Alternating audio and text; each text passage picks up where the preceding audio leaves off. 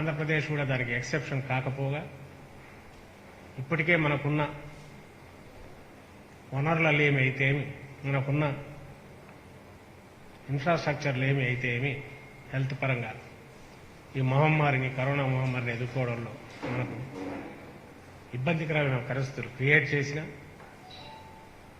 గత ప్రభుత్వం వదిలి వెళ్లిన మోయలేని ఆర్థిక భారం ఆల్రెడీ ఉండి ఇప్పుడు పెట్టుకున్న సంక్షేమ యజ్ఞం వల్ల భారం కంటిన్యూ అవుతున్న నేపథ్యంలో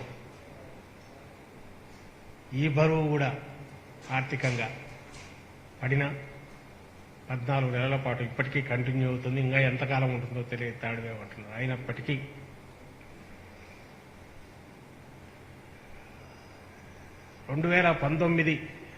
మే 30కి ముందు 2021 మే 30 ఈ రోజుకు చూస్తే రాష్ట్రం పాలనా పరంగా కానీ సంక్షేమ పరంగా కానీ అన్ని వర్గాలకు సమాన అవకాశాల రూపంలో కానీ అత్యంత కీలకమైన మనకు ప్రాణాధారమైన వ్యవసాయ రంగం కానీ విద్య వైద్యం కానీ ఈ రోజుకు మనమున్న దశకు చూసుకుంటే పోల్చి నిజంగానే ఇది 15 ఏళ్ళు 20 ఏళ్ల సమయంలో జరగాల్సిన పేస్, ఆ అభివృద్ధి 2 ఏళ్లలో చూపారు ఈ నాయకుడు, ఈ మహానాయకుడు జగన్మోహన్ రెడ్డి గారు అనేది అంగీకరించక తప్పని సత్యం ఎవరైనా సరే.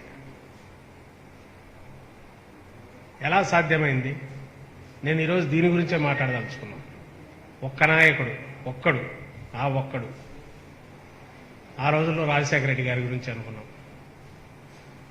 5 ఏళ్లలో చెరగని ముద్ర, 15 ఏళ్ళు 20 ఏళ్లలో సాధించలేని వివిధ రంగాల మీద ఆయన మార్కు ముద్ర వేసిన రాజశేఖర రెడ్డి గారు ఆ రోజు ఆయనకున్న పరిమితులకు లోబడి ఆయన చేయగలిగిన, ప్రారంభించగలిగిన ఒక మహా ప్రస్థానం ఏదైతే ఉందో దాన్ని ఈరోజు జగన్మోహన్ రెడ్డి గారు ఆ పునాదుల మీదుగా అంతకు 10ంతల వేగంతో చేయగలగడం అనేది అది ఒక వ్యక్తిగా వెనక లక్షలాది మంది కార్యకర్తలు, నాయకులు, వేలాది మంది నాయకులు ఉన్న పార్టీ ఉంది. కానీ ఆ దృఢ నిశ్చయంతో, అకుంఠిత దీక్షతో ఆయన మాత్రమే అడుగు ముందుకు వేసి తానే పూర్తిగా డెడికేట్ చేసి తన విజన్ను తానే ఆవిష్కరింపజేస్తూ వచ్చిన వైనం చూస్తే ఇలాంటి నాయకులు యుగానికి ఒకరు వస్తారేమో అని అనిపించే రకంగా ఉంది. ఆ ఒక్కడు అని ఆ రోజు రాజశేఖర రెడ్డి గారు అనుకున్నట్టు ఈరోజు ఈయన గురించి కూడా అనుకోవాల్సి వస్తుంది. అంకెలు తీసుకుంటే చాలా చెప్తున్నాయి, మీడియాలోనే వచ్చాయి, రోజు చేస్తున్నది. పాలనా పరంగా మనం డీసెంట్రలైజేషన్ కిందికి ఎప్పుడూ అందరూ కలలు కానీ మాటల్లో చెప్పే గవర్నెన్స్ అట్ డోర్ స్టెప్స్, జనం వద్దకు పాలన, గడప వద్దకు పాలన అని చెప్తూనే ఉన్నారు. కానీ నిజంగా గడపలో కాదు, ఇంట్లోకి ప్రభుత్వం వచ్చేసి మీ సర్వీస్లో మేమున్నాం అంటూ వాలంటీర్ల ద్వారా, గ్రామ సచివాలయం, వార్డు సచివాలయాల వ్యవస్థ ద్వారా ఈ రాష్ట్రంలో జగన్మోహన్ రెడ్డి గారు ప్రవేశపెట్టిన సంస్కరణ ఏదైతే ఉందో పాలనా పరంగా అది ఈరోజు మొత్తం దేశమంతా ఈరోజు ఒకనాడు గాంధీజీ కన్న కళ అది. రాజ్యాంగ నిర్మాతలందరూ కళ, స్వరాజ్యం అంటే కింది వరకు రావాలి, పవర్ టు ఆల్, డెమోక్రసీ. ఆ పవర్ను వాడుకోగలిగిన చైతన్యం, దానికి కావాల్సిన అధికారం,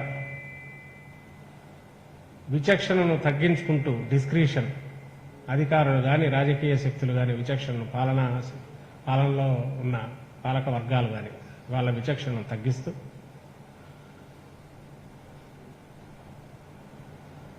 అర్హతలు ఉన్నవారందరికీ అన్నీ అందాలి, వాళ్ళ హక్కు మేరకు వాళ్ళ ఏ సమస్యలున్నా నిర్ణీత గడువులోగా పూర్తి కావాలి. వీటన్నిటికీ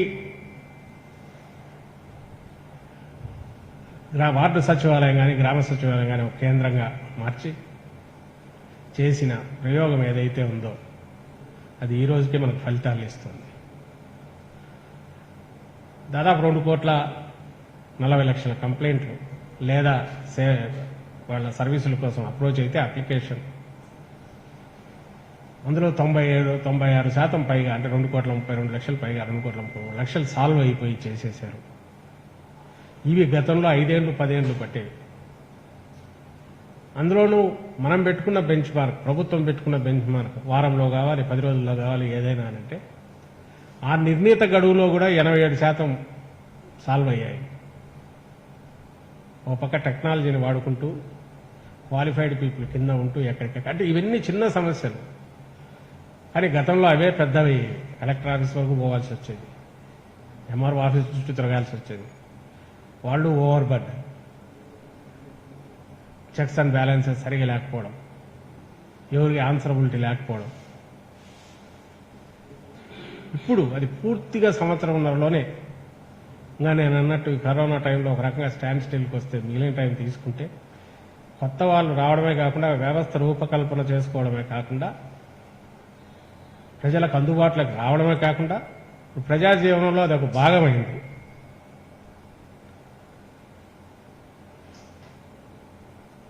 గతంలో దీనికోసం దోపిడీకి ఒక మార్గంగా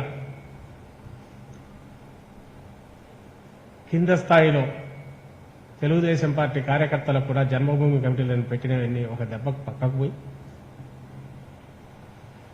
పూర్తిగా ఏ రోజు నీకు అర్హత వస్తే ఆ రోజు నువ్వు అప్లై చేసుకుని నువ్వు తీసుకో, నీకు అర్హత లేదంటే అర్హత ఉందని ప్రూవ్ చేసుకోగలిగితే తీసుకో, దీనికి డెడ్ లైన్ లేవు ఇంకోటి లేవు అని పెడుతూ ముఖ్యంగా రేషన్ కార్డులు కానీ పెన్షన్లు కానీ ఇంటి స్థలాలు వీటికి సంబంధించింది కానీ ఏ బెనిఫిట్స్ వచ్చినా కూడా ఏదో ఈ రోజులో 3 రోజులు డెడ్ లైన్లో చేయకపోతే ఏమవుతుందో, ఎప్పుడైతే నీకు డిస్క్రిప్షన్, ఎప్పుడైతే ఈ డెడ్ లైన్స్ పెడతారో దాన్ని అధిగమించడానికి ఇచ్చే లంచాలు కానీ వీటిని కానీ ఒక్క దెబ్బ కొట్టేస్తూ నిరంతర ప్రక్రియగా చేయడం ద్వారా ఈ ప్రాసెస్ ప్రజలను పూర్తి విముక్తులను చేశారు. వాళ్ళకి ఎప్పుడు కావాలంటే అప్పుడు, ఎప్పుడు అర్హత వస్తే వాళ్ళు తీసుకోవడం ద్వారా, సోషల్ ఆడిట్ ద్వారా, గ్రామ సభల ద్వారా, ఎక్కడికెక్కడ ఎవరు అర్హులు నోటీస్ బోర్డులో పెట్టడం ద్వారా ఎవ్రీథింగ్ ఇది పారదర్శకం అయిపోయింది. గతంలో ఊహించాము ఎప్పుడన్నా ఇది? డెమోక్రసీని పేరుకు పెట్టుకొని వ్యవస్థ అంతా కూడా కేంద్రీకృత వ్యవస్థ చేసుకుంటూ వచ్చి అధికారాలని పైకి సెంట్రలైజ్ చేస్తూ వస్తున్న నేపథ్యంలో, లేదా ఒక వర్గం వాళ్ళు మాత్రమే అధికారంలో ఎవరుంటే వాళ్లకు మాత్రమే, వాళ్ల ద్వారా మాత్రమే ఈ పనులన్నీ జరుగుతాయని ఉన్న వాస్తవాన్ని దాన్ని మార్చి ఎవరైనా కోరుకునేది, మేమైనా కావచ్చు, మీరైనా కావచ్చు, మీడియా వాళ్ళు కావచ్చు, ఎవరైనా సరే మనకు ఎప్పుడు తెలుస్తుంది? ఏదైనా సర్టిఫికేట్ కావాల్సినప్పుడు తెలుస్తుంది. ఏదైనా మనకు తెలిసిన వాళ్ళకి ఏదైనా ఒక గవర్నమెంట్ నుంచి రావాల్సిన ఒక సర్వీస్ ఏదైనా ఉన్నప్పుడు తెలుస్తుంది. దానికోసం ఎన్ని పైరవీలు చేయాల్సి వస్తుంది. వాటన్నిటినీ పక్కకు తోసేస్తూ అధికారాన్ని కేంద్రీకృతం చేసుకునే బదులు, మా పార్టీ చేతిలోనో పార్టీ కార్యకర్తలతో చేయాలనే ఆలోచన బదులు స్వచ్ఛందంగా ప్రజలకే మొత్తం అందజేస్తూ మేమందరం మీ సేవకులుగా ఉంటాం అని స్వచ్ఛందంగా అందజేయగలగడం అనేది, ఎట్లా అడ్డదారిలో ఓట్లు కొడదామో, ఓట్ల కోసం ఏం చేద్దామో అనే దీని నుంచి పక్కకు తోసి సిన్సియర్గా, నిజాయితీతో, నిబద్ధతతో సేవ చేయడం ద్వారా వారి ఆదరణ చూరగొనాలి, ప్రజల ఆదరణ అన్న ఆలోచన ధోరణికి మొత్తంగా వ్యవస్థను తీసుకొచ్చారు, ఇంక్లూడింగ్ మా పార్టీతో సహా. ఆయన జగన్మోహన్ రెడ్డి గారి అడుగుజాడల్లో ఆయన ఆలోచనలు ఎట్లా ఉంటే ఆయన ఏది చేసినా రాష్ట్రం కోసం, అందరి కోసం ఆలోచన చేస్తారు. ఆయనతో ఉంటే ప్రజల్లో మనకు బ్రహ్మాండమైన గుర్తింపు వస్తుంది. అంటే పాజిటివ్గా ఆలోచన చేసే, దీనివల్ల కొంచెం కష్టం ఉంది, but at the same time long టర్మ్లో ప్రజల ఆదరణ అందరికీ వస్తుంది అన్నది వైఎస్ఆర్ కాంగ్రెస్ పార్టీలో కార్యకర్తల దగ్గర నుంచి నాయకులు అందరూ కూడా ఇప్పుడు ఎంజాయ్ చేస్తున్నారు. నిరాజనాలు పడుతున్నారు ప్రజలు ఎక్కడికి వెళ్ళినా. ఇదంతా కేవలం మా నాయకుడు, మన ముఖ్యమంత్రి జగన్మోహన్ రెడ్డి గారి ఆలోచనల నుంచి, ఆయన స్వప్నాల నుంచి ఈరోజు రియాలిటీలోకి, వాస్తవంలోకి వచ్చిన విషయాలు ఇవన్నీ ఏదైతే నేను చెప్తున్నాను. ఈ 2 ఏళ్లలో జరిగింది నాట్ ఓన్లీ ఈ వ్యవస్థ పరంగానే కాదు, మీరు మనకు అత్యంత ప్రాణాధారమైన రైతులను చూడండి. వ్యవసాయ రంగం ఇప్పటికి 17,000 కోట్ల పైగా రైతు భరోసా కింద ఇచ్చారు. నేను అమౌంట్ ఎందుకు చెప్పాల్సి వస్తుందంటే మ్యాగ్నిట్యూడ్ ఎక్కువ ఉంది. But at the same time కేవలం ఒక రైతు భరోసా కింద అది ఇవ్వడమే కాకుండా ఏవైతే ఇంతకుముందు మాటల్లోనే ఉందో చేతికి అది అందేసరికి ఏళ్ల తరబడి అవుతున్న బీమా అనండి, ఇన్పుట్ సబ్సిడీ అనండి, సున్నా వడ్డీ కోసం పే చేసేదేనండి. గత ప్రభుత్వం కూడా మేము వచ్చినాక పే చేశాం, జగన్మోహన్ రెడ్డి గారు వచ్చాక. ఆ తర్వాత ఆ గడువు ఎప్పుడుందో అప్పట్లోగా పే చేస్తామన్న సమయానికి ఎట్టి పరిస్థితుల్లోనూ ఎలాగైనా సరే అవైతే ఆ కమిట్మెంట్ పూర్తి చేయాలనేది ఇప్పటి వరకు ఫాలో అవుతూనే వచ్చారు. ఎందుకు? ఆ రోజు నుంచి జగన్మోహన్ రెడ్డి గారికి ఒక క్లారిటీ ఉంది. రైతుకు లేదా ఎవరికైనా సరే మీకు ఇది చేస్తామన్న తర్వాత టైం చేస్తే వాళ్ళు దాన్ని వాళ్ళ బడ్జెట్లో ప్లాన్ చేసుకోవడానికి వీలవుతుంది. వాళ్ళు సొంతంగా తమ కాళ్ల మీద నిలబడి ఈ టైంకి ఇది వస్తుంది కాబట్టి దీంతో ఇది చేయొచ్చు అనుకోవచ్చు. రైతుల వరకే చూస్తే చిన్న రైతులు, చిన్న కమతాలు ఉండే వాళ్ళే 78% దాకా ఉన్నందువల్ల ఈ ఇచ్చేదాంతోనే వ్యవసాయం కూడా బయట అధిక వడ్డీలకు తెచ్చుకోవడము, అప్పుల పాలు కావడము ఇదిచే కాకుండా సొంతంగా ఈ సాయంతోనే వ్యవసాయం చేయడానికి, కాని పక్షంలో సబ్సిస్టెన్స్ కింద తాను కష్టకాలం అయితే నిలబడడానికి ఉపయోగపడేస్తుంది. ఈ రోజు ఏదో ఇస్తామని చెప్పి 6 నెలల తర్వాత, సంవత్సరం 2 ఏళ్ల తర్వాత ఇస్తే వారి టైం అది వస్తుందని పెట్టుకుని అప్పులు చేసిన దాని వడ్డీని దీనికి మించి కావడం అనేది వాళ్ళను కుంగదీస్తుంది. ఆర్థికంగా కుటుంబం మొత్తం చితికిపోతుంది అనే ఒక ఆలోచనతో, ఎందుకంటే కళము జరిగింది అదే. గతంలో ప్రభుత్వాలు ఖర్చు పెట్టలేదని కాదు, దానంతటా ఎట్టబెట్టేవి. దానికి 10,000 కోట్ల రిక్వైర్మెంట్ ఉంటే ఎప్పుడు ఉంటే అప్పుడు ఇస్తూ వచ్చేది. ఈ 10,000 కోట్లు ఇచ్చేసరికి వాళ్ళకు 40,000 కోట్లు అప్పులయ్యి రైతులకు. వేరే ఉదాహరణ అక్కర్లా, చంద్రబాబు నాయుడు గారినే చూస్తే ఆయన రుణమాఫీ ఏం చేసిండేది చెప్పిండేది.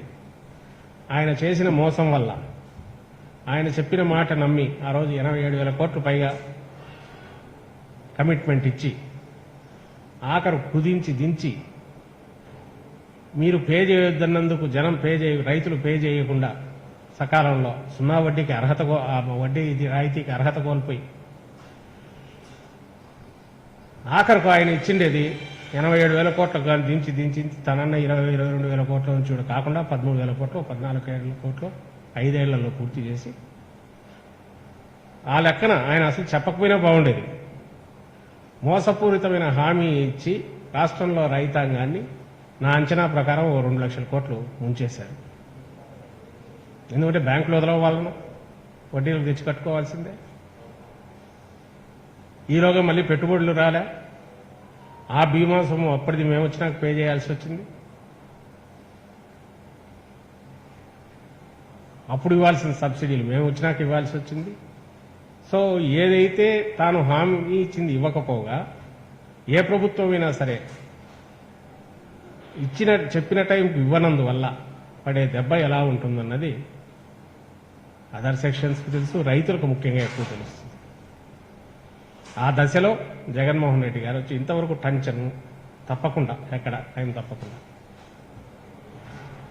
పే చేయడం వల్ల ఒక స్థిరమైన ఇది కనిపిస్తుంది రైతుకు. ఎస్, నాకు ఇంత వస్తుంది ప్రభుత్వం నుంచి, జగనాన్ని ఇంత ఇస్తారు, నేను దీన్ని బట్టి ఇట్లా ప్లాన్ చేసుకోవచ్చు, ఆ నమ్మకం ఇప్పుడు కుదిరింది. అందుకే బీమా సొమ్ము తొలిసారి చరిత్రాత్మక ఘట్టం లాస్ట్ ఖరీఫ్ ఈ ఖరీఫ్ ముందే మొన్న పే చేశారు.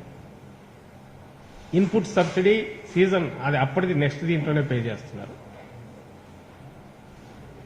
సో దాన్ని బట్టి ప్లానింగ్ చేసుకోవచ్చు ప్రతి కుటుంబం, రైతు కుటుంబం కూడా. ప్రభుత్వం నుంచి వచ్చే సాయం నాకు ఇంత వస్తుంది, లేదా నాకు ఇన్పుట్ సబ్సిడీ ఇంత వస్తుంది, ఈ టైంకి వస్తుంది, దాన్ని బట్టి ప్లాన్ చేసుకోవడానికి వీలవుతుంది. ఇవన్నీ ఇంతకుముందు విన్నవే కదా అనిపించవచ్చు. మీరే గమనించారు, గతంలో మీడియా వాళ్ళని అడుగుతున్నా, విత్తనం కోసం రోడ్డు ఎక్కని రోజులు ఉన్నాయా? ఎరువుల కోసం కొట్లాడని రోజులు ఉన్నాయా? రైతులు ఇన్పుట్ సబ్సిడీ గురించి మీరే వార్తలు వేస్తుంటారు, గతంలో రాలేదని, మద్దతు ధర రావట్లేదని ఇంతకుముందు నేను ఇంతకుముందు అన్న సున్నా వడ్డీది పే చేయలేదని స్టోరీలు వచ్చేవి, కథనాలు. బీమా సొమ్ము అందట అసలు బీమా ఎంత అనేది ఫిక్స్ కావడానికి సంవత్సరాలు పట్టేది. ఆ సొమ్ము అందడానికి మళ్ళీ సంవత్సరాలు వచ్చేసరికి ఈ రైతు కూడా ఆత్మహత్యలు చేసుకుని ఉంటాడు. ఇవ్వడం ఒకటి, ఇస్తామన్న టైంకు ఇవ్వడం ఒకటి. ఈ రెండు కూడా జగన్మోహన్ రెడ్డి గారి ఆధ్వర్యంలోనే ఇప్పుడే మొదలైంది. ఇది కంటిన్యూ అవుతుందనే భరోసా జనానికి కలిగింది. సేమ్ కేసు విత్ డ్వాక్రా.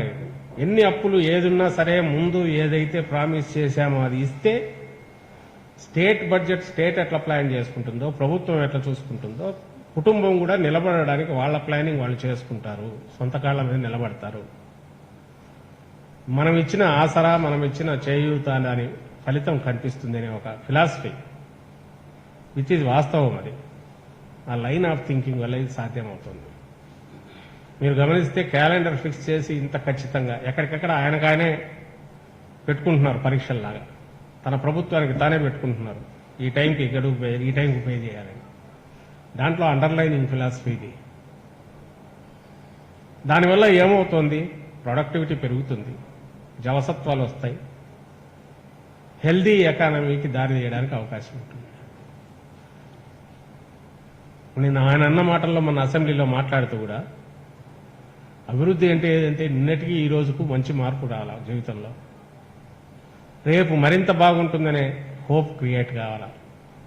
ఈ రెండు ఉన్నాయా లేదా అని నేను ప్రశ్నిస్తున్నా. ఈరోజు ఆ భరోసా ఉందా లేదా, నమ్మకం ఉందా లేదా అంటే ఖచ్చితంగా ఉందని మనం ఎక్కడ పోయి పల్లెల్లో అడిగినా ఊర్లలో అడిగినా చెప్తున్నాం. నేమిటి విద్యకు సంబంధించినంత వరకు అంతకుముందు జరిగినవన్నీ ఒక ఎత్తు అయితే గత 2 ఏళ్లలో జరిగినవి ఒక పక్క ఇంగ్లీష్ మీడియం, ఇప్పుడు సిబిఎస్ఈ సిలబస్కు షిఫ్ట్ కావడం, ఇవన్నీ చేసిన తర్వాత ఇన్ఫ్రాస్ట్రక్చర్ సరిగా లేకపోతే బిల్డింగ్లు కానీ ఆ యాంబియన్స్ వాతావరణం కానీ ఏ రకంగా హెల్దీ ఆలోచనలు వస్తాయి, ఏ రకంగా ఈ వైపు అట్రాక్ట్ అవుతారు. కాబట్టి అవన్నీ కావాలి. ఏవైతే కార్పొరేట్ స్కూల్ సోకాల్ కార్పొరేట్ కూడా అవన్నీ మరి బందల తోటలాగా ఉంటాయి, కోచింగ్ ఇవ్వడం తప్ప వాళ్ళు చేయలేరు. మంచి స్కూల్స్, ఎలీట్ సెక్షన్స్ పోయే స్కూల్స్లో పిల్లలు ఆహ్లాదకరమైన వాతావరణంలో ఎట్లుంటారో మన పిల్లలు కూడా పేద వర్గాల నుంచి వచ్చిన వాళ్ళైనా సరే, గవర్నమెంట్ స్కూల్కి పోయిన వాళ్ళు సరే అలాగే ఉండగలగాలి అనే ఉద్దేశంతో ఆయన ప్రత్యేకంగా బోర్డుల దగ్గర నుంచి, బెంచీల దగ్గర నుంచి, డ్రెస్సుల దగ్గర నుంచి తానే తీసుకొని అలాగే స్కూల్లో ఆహ్లాదకరమైన వాతావరణం క్రియేట్ చేయడం, టాయిలెట్లు నీట్గా ఇప్పటి కాంటెంపరీ స్టైల్లో వీటిని పెట్టించడం, ఎక్కడ స్పేర్ చేయకుండా ఒక నైవేసి ఎందుకు పెట్టించారంటే ఏదైతే తాను కలలు కంటున్న రేపటి తరం పిల్లలు ఆహ్లాదకరమైన ఆరోగ్యకరమైన వాతావరణంలో చదువుకొని రేపు ప్రపంచ స్థాయి దీంట్లో ఎక్కడైనా పోటీ చేయగలగాలి. మనందరికీ తెలుసు ఎక్కడో చోట ఇంగ్లీష్ లేక్ షిఫ్ట్ అయ్యి వాళ్ళు మూవ్ అయినంత కాన్ఫిడెంట్గా రేపు గ్లోబల్, ఇప్పుడు ఒక పక్క గ్లోబలైజ్డ్ ఎకానమీ అంటున్నాం, గ్లోబల్ విలేజ్ అంటున్నాం, ఎక్కడికైనా పోగలిగిన ఆత్మవిశ్వాసం. అలాగే నేషనల్ లెవెల్లో స్టేట్ సిలబస్ కంటే సిబిఎస్ఈకి ఉన్న అడ్వాంటేజ్ అంటే you will be on par with national level, international level English medium వీటి ద్వారా. ఇది నిజంగా ఓట్లు రాల్చేవి కాదు, ఒక ఇమ్మీడియట్ తక్షణం చూస్తే ఇబ్బందికరమైనవి. కానీ ఒక విజనరీ నాయకుడు కాబట్టి ఇది ఆయన మీద ఒత్తిడి తెచ్చింది కాదు, ప్రజలు అడిగింది కాదు. ఎందుకంటే నడుస్తున్నది ఇట్లే ఉంది కదా, దీనికి అలవాటు పడిపోయారు. తాను ఈ రాష్ట్రం మొత్తం ప్రజలందరూ నా కుటుంబ సభ్యులు అనుకున్నారు కాబట్టి జగన్మోహన్ రెడ్డి గారు దీన్ని తీసుకొచ్చారు. దీనికోసం మోటివేట్ చేయడం ఒక ప్రాసెస్. అఫీషియల్స్ కానీ మిగిలిన వాళ్ళని కానీ సహజంగానే అంటారు, ఎందుకు దారిన పోయేదాన్ని మనం ఎందుకు దాన్ని వదిలేస్తే పోతుంటుంది కదా, ఎలక్షన్ టైంలో వచ్చేస్తే మళ్ళీ 4 ప్రామిసులు చేయొచ్చు కాదు. మనకిచ్చిన 5 ఏళ్లలోనే ఇదంతా మన కోసం చేస్తున్నారు, మా జీవితాల్లో కూడా మార్పులు తెచ్చే సంస్కరణలు ఇవి అని జనం ఫీల్ కావాలి, వాటిని ఎంజాయ్ చేయాలి, వాటిని ఉపయోగించుకోవాలి, నిజంగా కూడా భావితరం అటు తయారు కావాలనేది ఆయన కళ. దానికోసం చేస్తున్నది ఇది.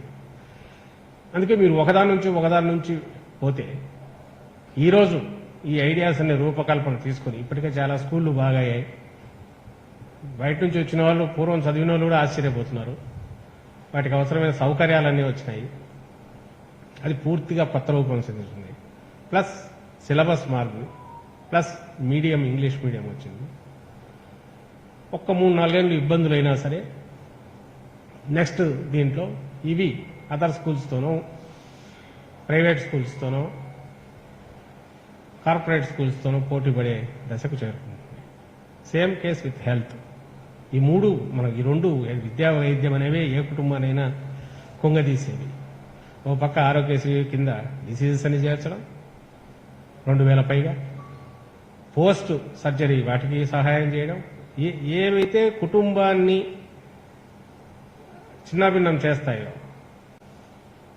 అప్పుల పాలు చేస్తాయో వాటన్నిటికీ ఒక సొల్యూషన్ చూపుకుంటూ వస్తున్నారు. ఇది అందరూ గమనించాల్సిన అంశం. పీస్ మీల్గా చేయట్లా, ఏదో ఒకటి చేసేసి ఇదిగో నేను చేశాను చెప్పి పబ్లిసిటీ ఇచ్చేసి అయిపోయింది అనుకోవట్లా. శాచురేషన్ పద్ధతిలో ఆఖరు దీని వరకు ఎప్పటికైనా సరే వాళ్లకు పూర్తిగా మినిమం తక్కువ ఖర్చుతో కుటుంబం ఇదయ్యేలాగా, అనుకోని అప్పులు మీద పడకుండా ఎట్లా ఎక్కువ విద్యలో వైద్యంలోనే వస్తుంటాయి. ఇన్ని రోగాలు తీసుకురావడంతో పాటు 5 లక్షలకు పెంచడం ద్వారా 90% ప్రజలను, కుటుంబాలను దీంట్లోకి తీసుకురావడంతో పాటు ఈరోజు సూపర్ స్పెషాలిటీ, మల్టీ స్పెషాలిటీ హాస్పిటళ్లు కానీ, 16 మెడికల్ కాలేజీలు కానీ గతంలో ఏ ప్రభుత్వం ఆలోచించలే. ఈరోజు రేపు వాటికి పునాదులు వేస్తున్నారు. 2 అయ్యాయి, ఇంకా 14 వేస్తే 16 మెడికల్ కాలేజీలు. ఇప్పటికే 11 ఉన్నాయి. అవి కాక ప్రైవేట్ వేస్తే 20, 25 దాకా 26 దాకా ఉంటాయి. అవి గవర్నమెంట్ 11, ఇవి 16 అంటే 27 అవుతాయి. అంటే ఒక స్థిరమైన లాభాపేక్ష లేని ప్రభుత్వ వ్యవస్థ ఇంటర్నేషనల్ స్టాండర్డ్స్తో ప్రజల సేవకు అందుబాటులో ఉంటుంది. లాంగ్ టర్మ్లో ఆ మేర కాస్ట్ తగ్గుతుంది. ప్రజలు దాని మీద పెట్టేది, ప్రభుత్వం మీద బర్డెన్ కూడా తగ్గుతుంది ఇవన్నీ వచ్చిన తర్వాత. ఎందుకంటే ఆరోగ్యశ్రీ ఒక కార్పొరేట్ దాంట్లో ఇవ్వడం అంతా ఇక్కడ అవసరం లేదు. ప్రభుత్వం చేస్తుంది. లాంగ్ టర్మ్లో ప్రభుత్వం ఫ్రీ అవుతుంది, జనం ఫ్రీ అవుతారు, ప్రభుత్వ వ్యవస్థ నిలబడుతుంది సపోర్ట్గా, అండ్ వరల్డ్ క్లాస్ ట్రీట్మెంట్ వీళ్ళకి దొరుకుతుంది. ఇది దీని అండర్లైనింగ్ ఫిలాసఫీ. నేను ఇంతకుముందు రైతుల గురించి చెప్పాను. వ్యవసాయ రంగం ఆర్బీకే సెంటర్గా, which was not there earlier అనుకోను కానీ, గిడ్డంగులు అన్నాం, అన్ని మేనిఫెస్టోలు పెట్టాం కానీ ఆర్బీకే అనే తర్వాత వచ్చినాయి. ఇప్పుడు ఆర్బీకే సెంటర్గా మొత్తం ఎంటైర్ వ్యవసాయ కార్యకలాపాలన్నిటికీ అది కేంద్ర బిందువు అవుతుంది. అయింది. ఇప్పటికే 3000 బిల్డింగ్లు తయారయ్యాయి. అక్కడే labs, constituency level labs, spurious ఇవి రావడానికి లేదు. విత్తనం దగ్గర నుంచి అమ్మే వరకు హ్యాండ్ హోల్డింగ్ ఉంటుంది. ఇది కూడా గతంలో ఆలోచనలు వచ్చినాయి. మేధావులు, ఎకానమిస్టు ఇట్లా ఉండాలన్నారు. పొలిటీషియన్స్ డ్రీమ్ కలగన్నారు. అవకాశం వచ్చిన వాళ్ళు ఎవరు చేయలే. అధికారంలో ప్రజలు అధికారం ఇచ్చిన వాళ్ళు ఎవరు చేయలే. చేసినా పీస్ మీల్గా చేశారు. హోలిస్టిక్ అప్రోచ్తో దీర్ఘకాలికంగా ఎంటైర్ ఎకానమీని అప్లిఫ్ట్ చేయడము, డెవలప్మెంట్ వైపు మళ్లించడం శక్తి ఈ మార్పుల వల్ల వస్తుంది. ప్రొడక్టివిటీ పెరుగుతుంది అన్న ఆలోచన రావడమే కాకుండా, నాకున్న సమయం 5 ఏళ్ళే, ఈ 5 ఏళ్లలో నేను పూర్తి చేసి చూపాలి, తద్వారానే నేను ప్రజల ఆదరణ పొందాలి తప్ప ఏదో జిమ్మిక్లో 4 ఎత్తుగడలేసాం ట్రెడిషనల్ కన్వెన్షనల్ పద్ధతిలో రోజువారి తిట్ల పురాణానికి అందుకొని వాళ్ళని వీళ్ళు తిట్టుకుంటాను, వన్ అప్ మ్యాచ్ కోసం ఏదో 1 డే మ్యాచ్ లాగా ఈ రోజు పొలిటికల్ గా ఏం సాధించినామనేదంతా పోవాలని అయితే ఆయన ఎప్పుడు అనుకోవాలి. చాలా మంది మరి ఇరిగేషన్ లో కూడా రాగానే ఆయన మొదలు పెట్టింది వాటర్. మనకు మెయిన్ వచ్చేది కృష్ణా రివర్ ఏదైతే వస్తుందో, తక్కువ టైంలోనే వెనక్కు రాయలసీమకు నీళ్లు ఇవ్వాలంటే పోతిరెడ్డిపాడు దాన్ని కొంచెం వెనక్కి ఇవ్వాలని చెప్పి 44 ఎపిసోడ్లు చేస్తే, ఈరోజు జగన్మోహన్ రెడ్డి గారు వచ్చాక ఈ మొత్తానికి బాటిల్ నెక్ ఏదుందో అబ్జర్వ్ చేశాక వరద నీళ్లు వచ్చే ఓవర్ హిస్టారికల్ గా చూస్తే 2 నెలలు 2.5 నెలలకు మించి ఉండట్లా. సో ఈ కొద్ది కాలంలోనే మనం ఏదన్నా లాగగలిగితే నీళ్లు వేస్ట్ కావు. అవి ఎవరు వాడుకునేవి కాదు, మనం వాడుకోగలిగింది, తెలంగాణ వాడుకునేది, కిందికి వచ్చి సముద్రంలో కలిసిపోయింది. So first target water carrying ఇది పెంచడం, కాలువలు వెడల్పు చేయడం. రిజర్వాయర్ రాజశేఖర రెడ్డి గారు కొంత మొదలుపెట్టారు, కాలువలు మొదలుపెట్టారు. వాటిని వెడల్పు చేస్తే ఈ 2 నెలల కాలంలోనే మ్యాక్సిమం వాటర్ని తీసుకెళ్లి స్టోర్ చేయగలిగితే వాడుకుంటాం. ఇది కామన్ సెన్స్ పాయింట్. చాలా మంది అనిండొచ్చు కూడా, కానీ ఎవరు ఇంప్లిమెంటేషన్ సాహసం చేయలే. ఆ రోజు అప్పుడు రాజశేఖర రెడ్డి గారు మొదలు పెట్టారు, ఈరోజు ఈయన చేస్తున్నారు. అలాగే ఇన్ఫ్రాస్ట్రక్చర్ వైపు ఈరోజు 8 ఫిషింగ్ హార్బర్లు వస్తున్నాయన్న. ఒక పక్క ఆక్వాకు మనకున్న పొటెన్షియాలిటీని ఫుల్ ఎక్స్ప్లాయిట్ చేయాలి. కొత్తగా పోర్ట్లు వస్తున్నాయి. ఏదైతే మెయిన్ ఎంటైర్ ఎకానమీకి బేస్ అయ్యే మేజర్ ఇన్ఫ్రాస్ట్రక్చర్ ఏది అయితే ఉందో, పోర్ట్స్ కానీ, స్టీల్ ఇండస్ట్రీ కానీ, వీటి మీద దృష్టి. అలాగే పోర్ట్స్ దగ్గర ఉండే ఎస్సీజెడ్లను అభివృద్ధి చేయడం. దీని చుట్టూ ఇండస్ట్రీస్ వస్తాయి. ఇంకా ఆ క్రమం మొదలు కావాలి. పీస్ మీల్గా 4-5 తీసుకొచ్చామని చెప్పడం కాకుండా మొత్తంగా అలాంటి ఇండస్ట్రీస్ రావడానికి అనువైన వాతావరణాన్ని క్రియేట్ చేయడంతో పాటు దానికి అవసరమైన ఇన్ఫ్రాస్ట్రక్చరల్ మౌలికమైన వసతులు క్రియేట్ చేయడం అనేది మొదలుపెట్టి అవి ఆల్మోస్ట్ ఇప్పటికి రెడీ అవుతున్నాయి. నెక్స్ట్ 2 yearsలో అవి కూడా మెటీరియలైజ్ అవుతాయి. ఏది ఇగ్నోర్ చేయాల. సంక్షేమంతో పాటు ఇది ఉంది, సంక్షేమమే అభివృద్ధి కూడా అవుతోంది. ఇక్కడ అత్యంత ఆశ్చర్యకరమైన విషయం ఏంటంటే, ఒక ఇండివిజువల్, ఒక యువకుడు, ఇంకా 47 ఏళ్ల యువకుడు, ఆయన తన తలలో ఏముందో, ఎంతకాలం పెట్టుకున్నారో కానీ అధికారంలోకి వచ్చిన క్షణం నుంచి కూడా ఒక్క నిమిషం కూడా వృధా చేయకుండా కంటిన్యూస్ చేస్తూ, పని చేస్తూ, ఒక నిరంతర శ్రామికుడిలాగా, నిష్కామ కార్మికుడిగా తను చేస్తున్న పని ఎఫెక్ట్ ఇదని నేను ఫీల్ అవుతున్నాను. ఇది మామూలు వాళ్ళ వల్ల సాధ్యమైంది. బహుశా ఆయన ఈ 10 ఏళ్ల పోరాట కాలంలో సగం పైగా ప్రజల్లోనే ఉన్నందువల్ల ఓదార్పు రూపంలో అయితే ఆఖరణ మళ్ళీ పాదయాత్ర రూపంలో బహుశా ఇవన్నీ గమనించినట్టున్నారో అప్పుడే తలలో ఒక షేప్ తీసుకున్నట్టుందేమో తెలియదు. కానీ వాటిని ఇంత మెటిక్యులస్గా పెట్టడం మాత్రం నాకైతే ఒక ఎట్లా కనిపిస్తుంది అంటే, ఓ చిత్రకారుడు రంగులు వేస్తే ముందు రంగులు వేసినప్పుడు ఏం వేస్తున్నాడో అర్థం కాదు. బై ది టైం అది పూర్తి అయ్యేసరికి ఒక పిక్చర్ ఎమర్జ్ అవుతుంది. అది కనిపిస్తుంది ఈరోజు. నేను ఇంతగా ఎందుకు చెప్తున్నా అంటే మళ్ళీ చెప్తున్నా, it's not figures, it is about the philosophy. అంకెలు ఎన్నైనా చెప్పుకోవచ్చు, అవి ఉన్నాయి. అవి ఎందుకున్నా సబ్స్టాన్షియేట్ చేయడానికి చెప్పొచ్చు. నాకు కనపడుతున్నది అండర్లైనింగ్ ఫిలాసఫీ అనేది. బహుశా ఆ పెద్ద ఆయన అక్కడ పైనుంచి చూసి ముచ్చటపడుతుండొచ్చు, ఇంత కొడుకు ఇంత శక్తి, ఇంత ఇది వచ్చినందుకు. మాలాంటి వాళ్ళం ఆయన దగ్గర నుంచి చూసిన వాళ్ళకు ఇది ఆయన కంటే 10 రెట్లు, తండ్రి కంటే 10 రెట్లు ఈయన బహుశా తనకొచ్చిన పూర్తి, తన తండ్రి మీద ఉన్న అభిమానము తాను అభిమానంగా మార్చుకున్న లక్షలాది మంది తన వెనక పూర్తి నమ్మకంతో ఉన్న ఒక మహాశక్తి వెనకున్నడం అనే ధీమాతో తాను పూర్తి వర్క్లో మునిగిపోవడం కలిగిన పరిస్థితి తనకు అనుకూలించడం వల్ల కావచ్చు. నిజంగానే రోజు 3 రివ్యూలు 4 రివ్యూలు పెట్టుకుని తన దగ్గర ఉండి చేసి మెటిక్యులస్ మైక్రో లెవెల్ ప్లానింగ్ కూడా చేయగలగడం అనేది, ఒక పక్క మ్యాక్రో స్థూలమైన పిక్చర్ తాను తలలో ఉంటే దాన్ని ఇంప్లిమెంటేషన్ అమల్లోకి వచ్చేసరికి మైక్రో లెవెల్ ప్లానింగ్ లేకుండా పోగలగడం అనేది చాలా చాలా అరుదైన లక్షణం నాయకుల్లో కనపడేది. ఇది ఈరోజు ఈ 2 ఏళ్ల తర్వాత ఒక పక్క చూస్తే నాకు అనిపిస్తున్నది, నవ్ ఈజ్ ద టైం. ఇందులో ఈయన చేసినవి ఏవి కూడా ప్రతి కుటుంబము తన కాళ్ల మీద తను నిలబడేటట్టు, వ్యవస్థలో పార్టిసిపేట్ చేసేటట్టు, తాను చేతనైంది కంట్రిబ్యూట్ చేయగలిగేటట్టు జవసత్వాలు ఇస్తుంది ప్రభుత్వం.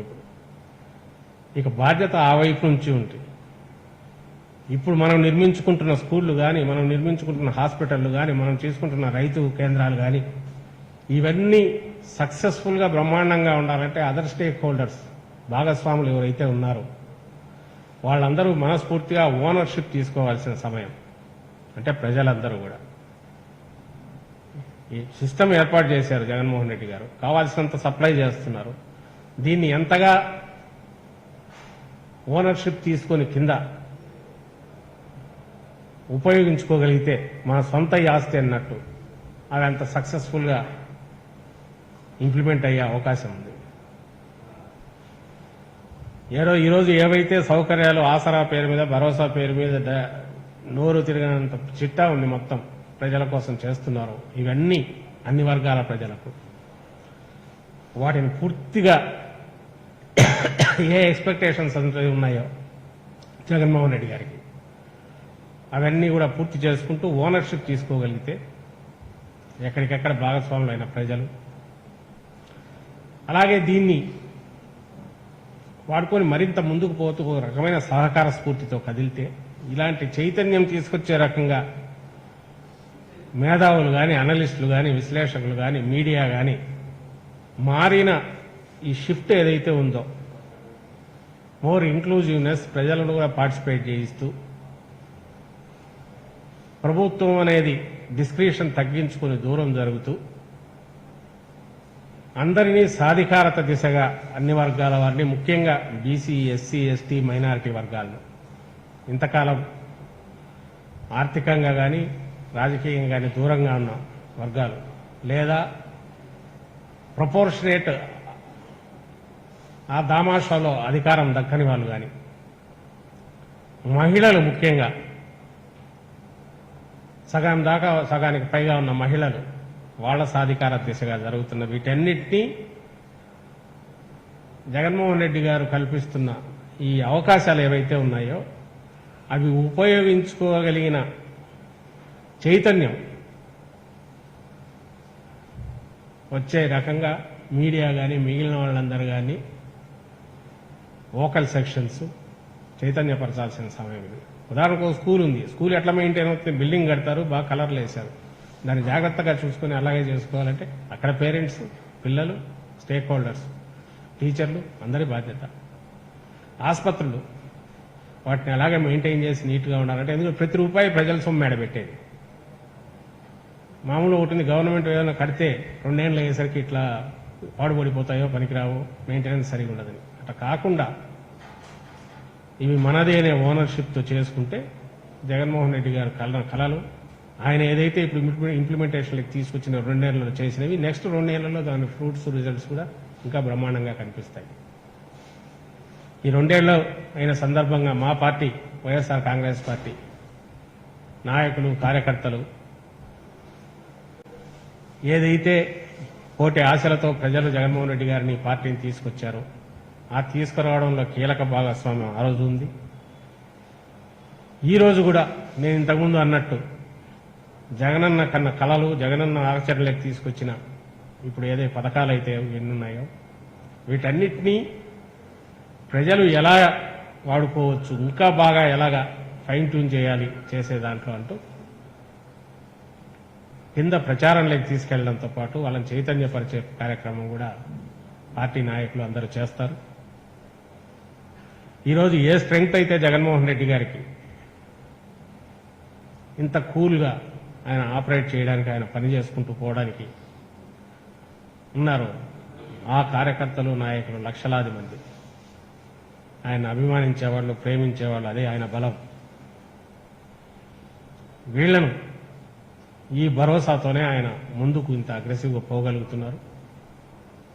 ప్రజలకు, ఆయనకు, ప్రజలకు, ప్రభుత్వానికి మధ్య లింకుగా మా పార్టీ ఈ 2 ఏళ్లైన సందర్భంగా నాయకులు, కార్యకర్తలు, శాసనసభ్యులు అందరూ కూడా ఒక నూతన ఆంధ్రప్రదేశ్ ఆవిష్కరణకు జగన్మోహన్ రెడ్డి గారు చేస్తున్న ప్రయత్నాల్లో తమ వంతు భాగస్వామ్యం ముందు తీసుకెళ్తారు,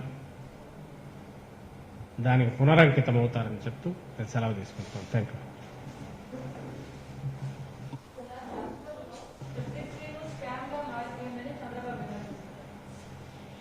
అందుకే నేనమ్మ ఇప్పుడు 2 చెప్తున్నా, ఫిగర్స్ ఒకటి ఉన్నాయి. ఒక్క డైరెక్ట్ బ్యాంక్ ట్రాన్స్ఫర్ ద్వారానే 1,00,000 కోట్లు పోయింది అనేది అన్డిస్ప్యూటబుల్. దాంట్లో అయితే ఎవరు ఏమి మార్చడానికి ఫిగర్స్ మార్చలేరు. చంద్రబాబు గారు ఎక్కడ స్కామ్ అంటున్నారో నాకు అర్థం కావట్లేదు. స్కామ్ అంటే ఏదైతే కన్సీల్ చేస్తేనో దాపరికంగా జరిగితేనో స్కామ్కి స్కోప్ ఉంటుంది, మరుగున ఏదో జరిగితే స్కామ్కి స్కోప్ ఉంటుంది. ఎంటైర్ థింగ్ పారదర్శకంగా ఓపెన్గా ఉంది, డైరెక్ట్ జనానికి వెళ్తుంది. నేను నిజంగా కోపంగా అనట్లేదు, ఆయనకు తెలియట్లేదు. ఆయన ఎవరైతే మూస రాజకీయాలకు అలవాటు పడినారో, ఎత్తుగడలే రాజకీయాలు అనుకుంటూ చేశారో, బ్యాక్ స్టాబింగ్ ఇవే రాజకీయాలు అనుకున్నారో, నలుగురిని క్యాంపులు మెయింటైన్ చేయడము, భ్రమ పెట్టడము, మోసపెట్టడము, మోసగించడము అదే రాజకీయం అనుకుంటూ వచ్చిన చంద్రబాబు నాయుడు గారి తత్వం ఈ రోజుకు మారలేదు. అందువల్ల ఆయనకు అదే అంటుంటాడు. ఆయన నిద్రలో లేపినా తాను అధికారంలో ఉంటే ఒకటంటాడు, అపోజిషన్ లేకపోతే ఇలా అంటాడు. కానీ వాస్తవం ఏంటంటే అందరికీ తెలుసు, పారదర్శకంగా నేరుగా ప్రజలకు అన్ని ఫలాలు అందుతున్నాయి. అండ్ రెండవది, కోట్లాది మంది అభిమానించారు కాబట్టి ఆ రోజు వచ్చిన ఓటింగ్ ఏదైతే మాకు 50%, నిన్న పంచాయతీ కానీ ఆఖరుకు పోని పార్లమెంటు ఉప ఎన్నిక తీసుకున్నా కూడా ఎట్లా మా వైపు ఓటర్ల ఆదరణ పెరిగిందనే దానికి అంతకంటే వేరే నిదర్శనం అక్కర్లా.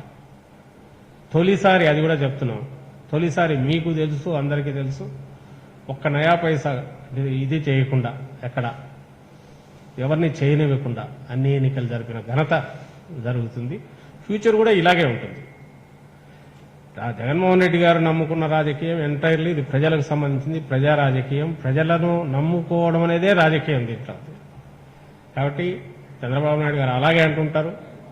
నిన్న కూడా చూశారు వాళ్ళు దివాలా కోరుతనం. ఐ థింక్ అది వైరల్ అవుతుంది. వాళ్లకు బీసీలు, ఎస్సీలు, ఎస్టీలు వాళ్ళను అట్రాక్ట్ చేయడము అది ఒక గేమ్ ప్లాన్ తప్ప అంతకు అతీతంగా ప్రజలను, పేద సెక్షన్స్ చూడలేకున్నారు.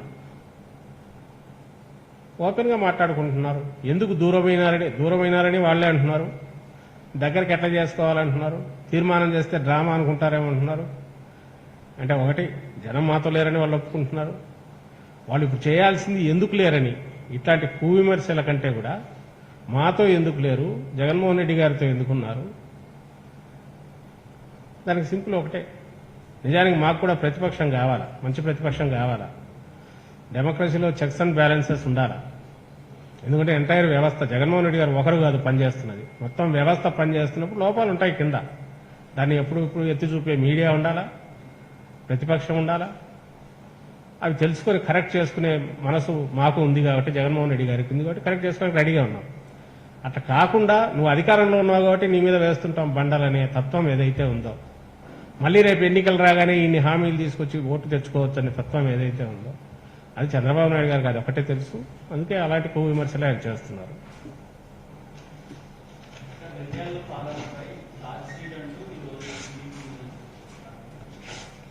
చెప్తున్నా కదా, అదే చిలక పలుకులో ఏదో అనాలి కాబట్టి టోకెన్ దీనిగా వాళ్ళు చేస్తారు. కానీ నిన్న కూడా చూశాను నేను వాళ్ళ మహానాడు మహానాడుని ఏదో పీసీబీ, ఏసీబీ, జేసీబీ అని ఓ రాజకీయ పార్టీ లాంగ్వేజ్, అది నాకు అర్థం కావట్లా. ఒక రూల్ చేసిన పార్టీ డెప్త్ ఉండాలి ఏదైనా మాట్లాడేసరికి, దానికి ప్రజలను కన్విన్స్ చేయగలిగిన ఆర్గ్యుమెంట్ ఏదైనా ఉండాలా. వరుసపెట్టి ఛార్జ్షీట్ అనే పేరు ఉంది, ఎప్పుడో మొదలైందని చెప్పి దాన్ని పెట్టేసి 100 రాసి అన్ని తప్పులు చేశాడనంటే దానికి ఎవరూ ఆన్సర్ ఇవ్వలేము. ఒక్కటే, ఆ రోజు రాజశేఖర రెడ్డి గారిని ఆదరించిన ప్రజలు ఈ రోజు జగన్మోహన్ రెడ్డి గారిని ఇంతగా ఆదరిస్తున్న ప్రజలు ఎందుకు ఆదరిస్తున్నారంటే, ప్రజలందరినీ తమ కుటుంబ సభ్యులుగా ఈ నాయకులు చూస్తున్నారు కాబట్టి, వాళ్ళ బాగోగుల కోసం నిరంతరం శ్రమిస్తున్నారు కాబట్టి. సో ఇంత ఇదిగా ఉంది కాబట్టి వస్తుంది. అంతకు మించి వేరే షార్ట్ కట్లు లేవని మేము నమ్ముతున్నాం, మా నాయకులు నమ్ముతున్నారు. షార్ట్ కట్లు, అడ్డదారులు తప్ప వేరే రాజకీయం కాదని వాళ్ళు నమ్ముతున్నారు. అంతే తేడా.